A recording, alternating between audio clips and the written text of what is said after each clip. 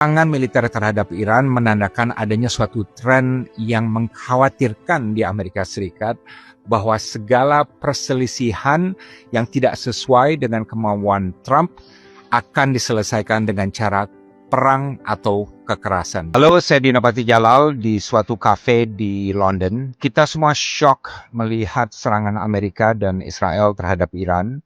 Dan kita terutama prihatin karena ini serangan terhadap suatu negara Islam di bulan Ramadan, dan ini menunjukkan ketidakpekaan terhadap suasana batin dunia Islam. Ada 3 poin yang saya ingin sampaikan, termasuk mengenai posisi Indonesia mengenai konflik Amerika dan Israel dengan Iran. Pertama, catat bahwa ini akan menjadi konflik yang berkepanjangan karena tujuan dari serangan militer ini kali ini bukan hanya untuk menghentikan kapasitas nuklir Iran, tapi untuk menumbangkan pemerintah di Tehran. Segala aksi militer, oposisi politik, mobilisasi massa, upaya agen Mossad di Iran, instrumen sosial, ekonomi, dan lain sebagainya akan dikerahkan untuk menumbangkan pemerintah Iran. Dan pada saat yang bersamaan, pemerintah Iran juga tidak akan tinggal diam dan mereka juga akan melakukan segala cara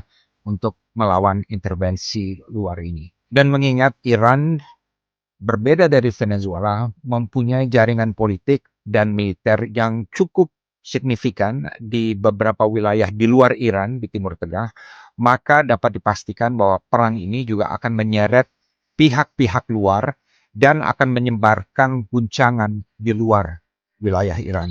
Dan kalaupun pemerintah di Teheran tumbang, dan kemungkinan ini juga ada, maka ini juga tidak otomatis baik secara moral, secara hukum internasional, memberikan pembenaran terhadap aksi militer yang dilakukan Amerika Serikat dan Israel.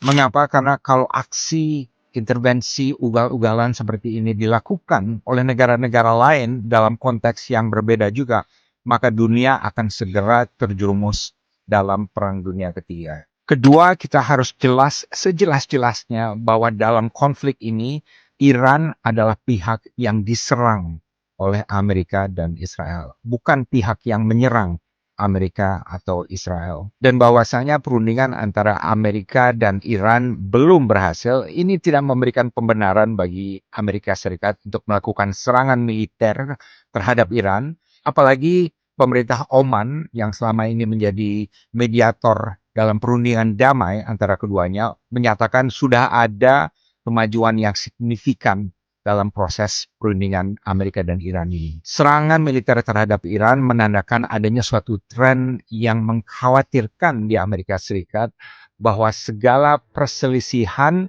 yang tidak sesuai dengan kemauan Trump akan diselesaikan dengan cara perang atau kekerasan. Dan pendekatan seperti ini sangat berbahaya sekali bagi stabilitas dan perdamaian internasional. Ketiga, saya sudah membaca pernyataan pemerintah Indonesia, dalam hal ini Kementerian Luar Negeri, yang menyatakan bahwa Presiden Prabowo siap untuk terbang ke Tehran untuk menjadi penengah konflik ini. Sebagai political scientist yang independen dan juga sebagai mantan diplomat Indonesia, saya heran kenapa ide ini tidak difilter dulu sebelum diumumkan, karena sangat tidak realistis. Kenapa? Pertama, dalam melakukan serangan militer kepada musuhnya, Amerika Serikat itu jarang sekali mau ditengahi atau dimediasikan oleh pihak ketiga. Ego Amerika sebagai negara superpower terlalu tinggi untuk menerima itu. Dan saya juga meyakini Presiden Trump kali ini tidak mau Indonesia ikut campur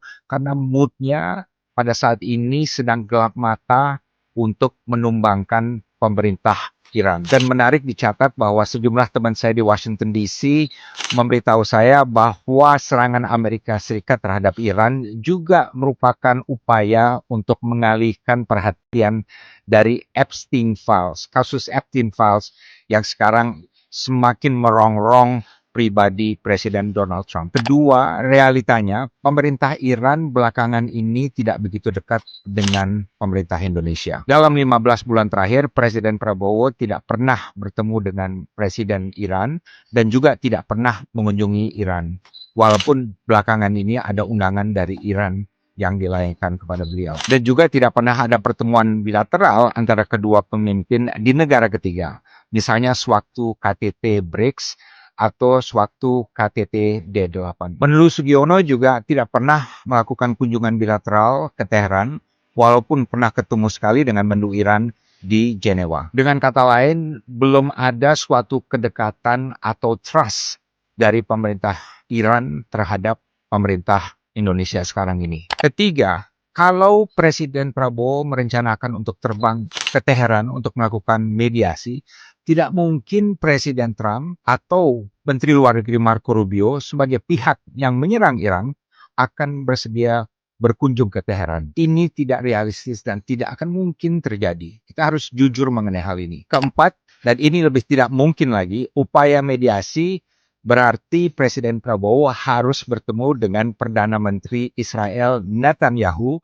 sebagai pihak yang paling utama menyerang Iran. Dan ini kan secara politik, diplomatik, dan juga logistik tidak mungkin terjadi. Dan ini akan menjadi political suicide atau bunuh diri politik bagi Presiden Prabowo di dalam negeri. Jadi saya sungguh tidak tahu dari mana datangnya ide yang menakjubkan ini agar Presiden Prabowo terbang ke Teheran untuk menjadi mediator konflik segitiga ini. Menurut saya yang paling penting bagi Indonesia bukan mencari peran sebagai juru damai dalam konflik ini, karena ini tidak realistis, tapi justru untuk menegaskan posisi Indonesia secara jelas, secara tegas, dan secara lugas. Kita harus berani menyatakan apa yang benar-benar dan apa yang salah, apapun resikonya. Serangan Amerika dan Israel terhadap Iran itu bertentangan dengan segala prinsip yang disampaikan oleh Presiden Prabowo dalam pidato bersejarah di sidang Majelis Umum PBB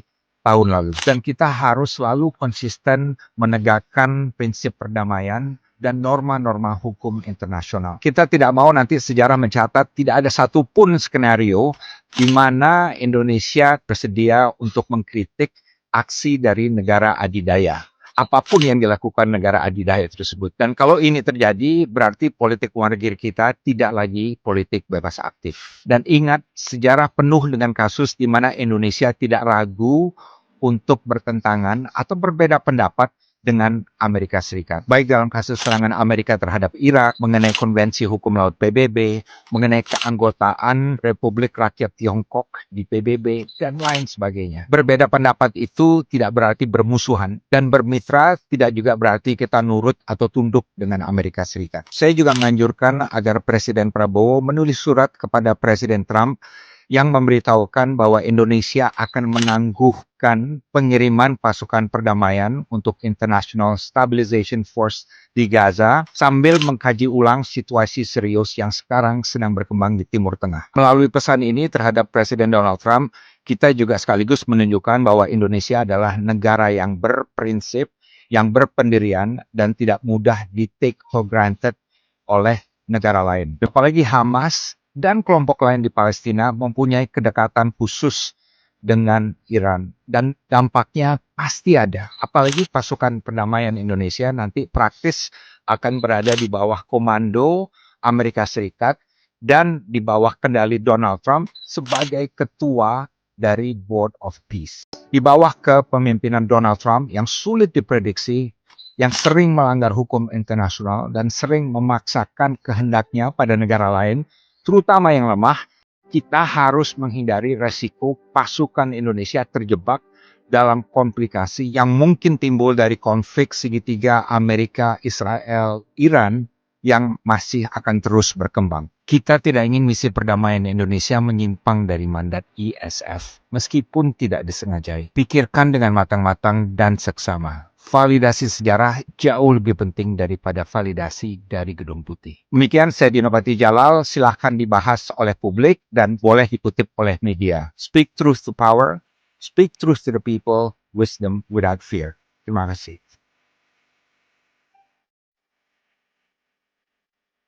Subscribe, share, like, and comment.